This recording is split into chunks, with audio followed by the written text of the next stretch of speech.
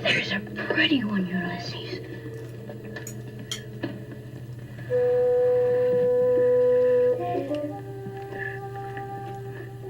There it is. Hello, I'm Shawn the Book Maniac. Welcome back to my channel. This is another episode of Zooming In, a new series I have on my channel where I engage with bookish social media luminaries to talk about recent articles online of a bookish nature. And today, my interlocutor, how privileged am I, is Bob the Bookerer. Hello, Bob. Hello. Hey, I'm putting social media luminary on my CV as we speak. So Absolutely, absolutely. Just coined that phrase this morning. So yes, that's very good. Joining us from London, of course, and Bob Yes. the Bookerer has a very exciting dynamic channel on BookTube, and I am really quite grateful to you, Bob, for making time out of your busy Booker long list reading schedule to talk to me. It's oddly nice actually. I've been trying to pace myself more this year.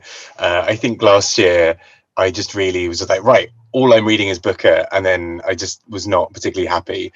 So I've sort of spaced it out. I'm sort of peppering in other books here and there. So this is another pleasant sort of diversion from the Booker long list. I'm never going to read it at this rate. It'll be great. But no, this is a lovely little thing. So good to see you. Really good to see you. The article we're going to chat about is from Esquire. And Esquire is an American magazine that I haven't really kept up with over the years. Apparently, they still publish short fiction, and they have maybe a summer fiction issue along, as does the New Yorker. And this is kind of an editorial type essay by the former editor of the literary editor of the Esquire. Side note, which endears me to him, even though there's a lot of things he says in this article that doesn't particularly endear me to him. He quit Esquire, his job as the literary editor at Esquire, in protest because they didn't want to publish a short story by David Levitt that had gay sex in it. So this article is called The Life, Death, and Afterlife of Literary Fiction, and the author is Will Blythe. Blythe? How would you pronounce that, by the way, Bob? I'd probably go Blythe, but I don't know if that's just that's a very English reading of it. Well, I would pronounce it too, and I'm almost as British as you. So there you go. And this is a rather grumpy article from the perspective of somebody who I think is maybe 5 to 10 years older than me about the current state of literary fiction. I would summarize the topic as Whither literary fiction. And then he kind of goes all over the place. How about some initial thoughts on it, Bob? Yeah, I mean, going all over the place is kind of pretty spot on. I think it's sort of trying to tackle several-headed Cerberus all at once, really.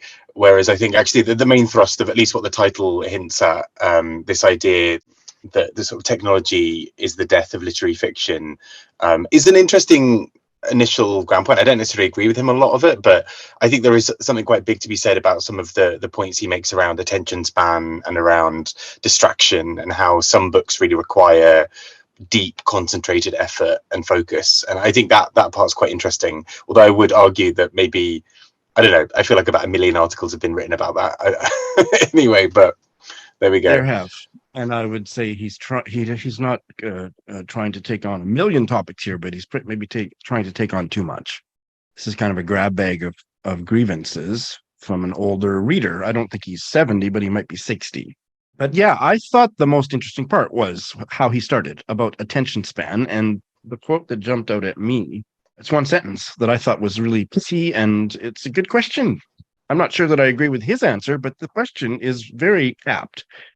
Can you read anything at all from start to finish, for example, an essay or a short story, without your mind being sliced apart by some digital switchblade? So, Bob, can you? No, I think this is a really good point, because I think I got 3 phone notifications during the time that I was reading this essay.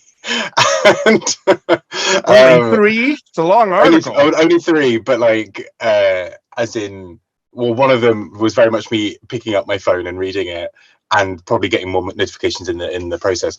I think there's something really true to be said here. I often do my best reading when I'm on a long journey, like when I'm commuting in some way, or I'm on a bus, I'm on a train, whatever, just partly because a lot of the time my signal is rubbish, or I lose connection, or, I can't really play that thing out loud, or whatever. And so in some ways that's quite protected time where I can just really zone in and focus. Whereas the thing I've sometimes found quite difficult with my house itself is, apart from always having internet, and obviously I could turn off things or put it on airplane mode, whatever, is also just there's always something that I could be going and doing. Whereas I think something like on a train or on a bus, I can't just get up and go and do something. I'm very much locked in for a few hours, and that's when I do my best reading. And so there's a kind of correlation there for me, that as soon as those other things are stripped away, I really zone in, I really focus, I often get the most out of books and really feel absorbed in that world, really hear it in my own head, as opposed to sort of just kind of scanning through a page. And I think that is a real thing, that sort of, that can really impact how you take on work, particularly more complicated work that maybe wants you to sit with it a little bit longer and really take your time over it. And that's so interesting. I think that the digital era, which has been, we've been living in it for many a year now, has changed the way that I read, but I don't think that it has damaged the way that I read or my ability to read deeply. But it is true, it's usually a digital switchblade, but it's my choice. I don't read more than 10 pages of any one book before putting it down and picking up another book. And I think that is because my attention span is short, but I don't feel that my ability to read deeply is compromised by that. The way that I read now is that I may not pick up that book again that I read 10 pages of last time for another few days, sometimes for 10 days. And then I need to re-immerse myself in it by paging back, maybe reading a couple paragraphs, or who is this character, and finding out who that is. And that process keeps the reading deep for me. So yes, I think it's changed the way that I read, but I do not think that it has compromised anything. Yeah, and that's the thing. I suppose you still have to be quite mindful of how you do it best, right? And I think also, obviously tech in many ways has also allowed us to really uncover quite a lot of voices, whether from small presses, whether from translated works or what have you, that also wouldn't previously have been there. So I think just pinning it all on tech is, there's a wider argument about whether our attention spans are sort of overall decreasing. I think also everyone's just a little bit more stretched and stressed as well, because the world as it is. But I think also, there has been something to be said about actually there's, we've really been able to open up how we approach certain bits of reading as well, right? The Kindles or kind of e-readers as well. There's a sort of thing of, yes, you're looking at another screen, and maybe you're reading something on your phone, but actually, would you maybe have read for 20 minutes on that commute if you hadn't been able to read on your phone, for example? So I think there's also something to be said there, right? And just being mindful within that whole thing as well. Which Will Blythe does not. He does not go into anything that might be positive about the way reading is changing. That's one of my beefs with the article, because I would say that, and audiobooks, that you can be reading a book in 3 different media and get more reading done because of that. Yeah.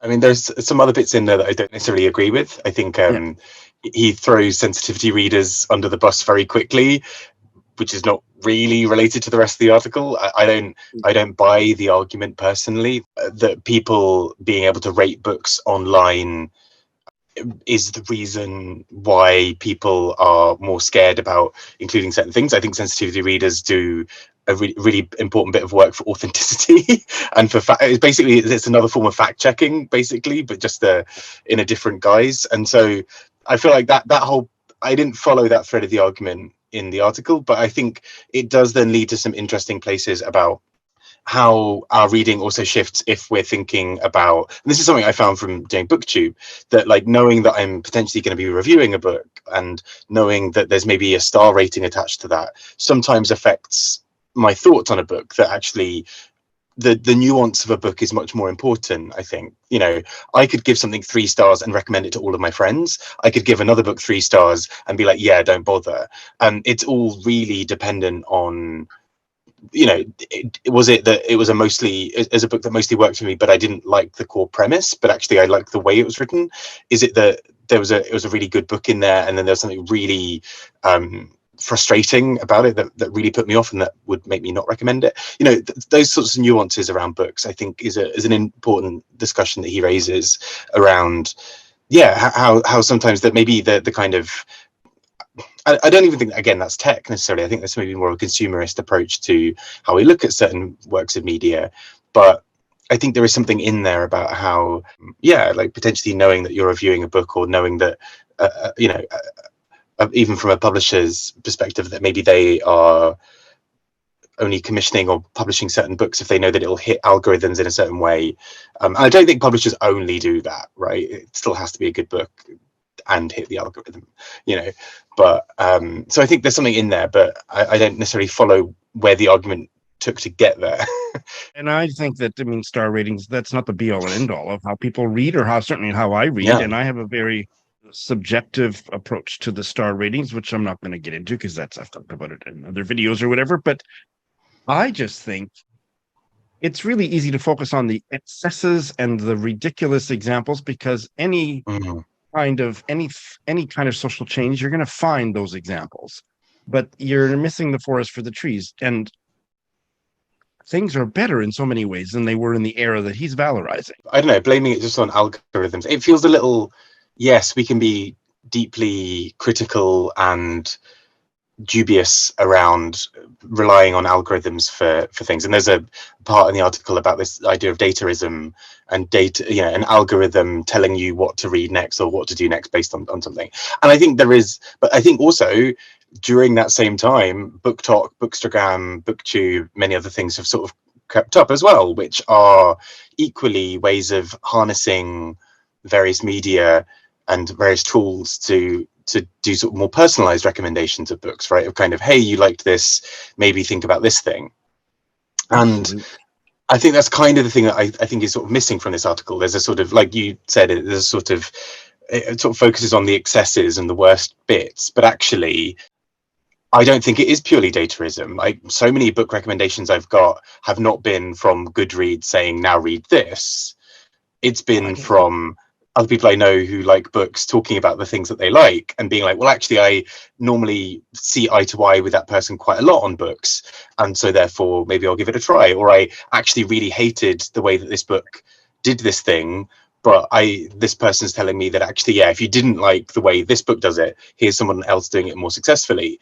And those are still recommendations. So I sort of slightly reject this idea that dataism is the be all and end all, because I think although that's had a fundamental reshaping of parts of the industry and parts of how we approach other things, I think that argument also assumes that humans have no agency. That's the part I struggle with. That actually, I think humans are mostly smart enough to kind of be like, I'm not just buying this pair of jeans because the algorithm said it. Maybe it's a big flashy thing and it's exciting, and that might tempt me, but it's still a human making a decision at the heart of it. Yeah, and the thing that I think that he misses completely in this article is that this digital era has created a community that I don't think existed in previous generations of readers, who could do exactly what you're saying, recommend and share if you like this, and creating discourse. That the era he's valorizing is that all these magazines published a short story in every issue. Well, I guess there were letters to the editor that people could write, oh, I love this story because, but maybe not so much as the kind of discourse that's happening today that I think is just fantastic. Yeah, I mean, because in many ways, I think we're in a really strong, maybe golden age is too strong, I don't know, but we're in a really strong time for literary fiction. You know, it's interesting that he's sort of presaging the death of literary fiction, whilst you look around and look at all these incredible authors pumping out work. But, you know, if what he's saying is true, then we would be seeing, you know, Margaret Atwood churning out her last few novels and that being the death going with her, you know, whereas actually there are so many new exciting voices coming up all the time, really pushing the boundaries of literature.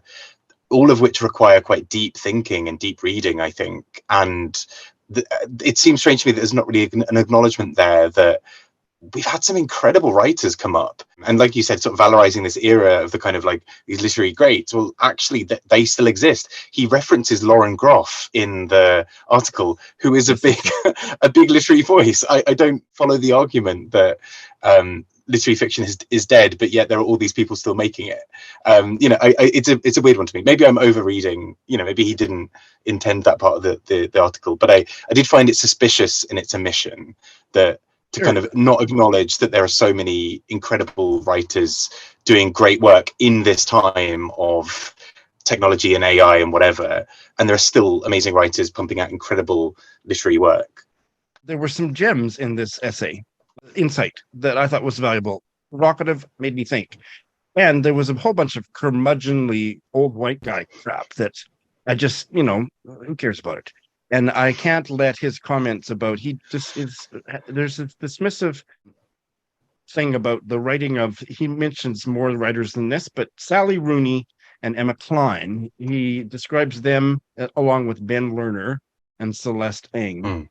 They compose fiction that applauds their pious protagonists for living correctly. Well, I'm a big fan of Sally Rooney and Emma Cline, and I don't think that's what they do at all. I think that's really an unfair characterization of their fiction and their protagonists. Yeah.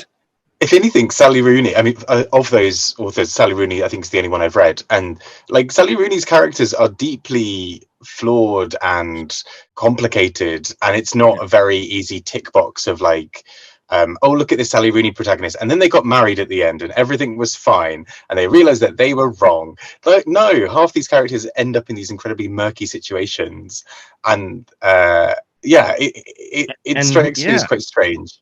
Well, and it just makes me suspicious of a lot of the other things he's saying, because if he's going to be that obtuse about new writers, because he's comparing them to Jane Austen, who he says wrote morally mottled characters.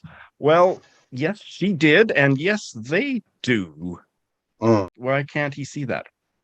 I did like the part where he talks about playfulness being at the center of the fiction-making project, and that's true, and I liked what he had to say there. He's setting it up against what he says as kind of a moral social justice warrior impulse in literature, and I don't see that dichotomy the way he does. Because I mean, if you take someone like Percival Everett, for example, his novels are wildly playful, really engage with politics and with kind of complicated issues in quite an interesting, fun way. It's literary fiction, probably. I mean, genres are blurred things anyway, but it would probably fall under literary fiction. There's a little bit of maybe, the kind of whole idea of going out and touching grass. Like maybe we need to reconnect a little bit more as humans, and sort of from that, because he talks a lot about flip phones and having ways of disconnecting and all of those sorts of things, which I think is important. But then also, authors are doing that, people are doing that as well. I don't know. Yeah. That's my sort of bugbear with it. I think there's a lot still to be said about that. Playfulness is really important, and how we can't just be kind of trapped in fairness, I do find it often quite boring when books are really set within like a key tenet of the book is social media or whatever, just because I feel like it's almost too close to my reality to really I can't always, with the exception of Patricia Lockwood's book, actually, I think, but No One Is Talking About This. I sometimes find that hard to engage with because it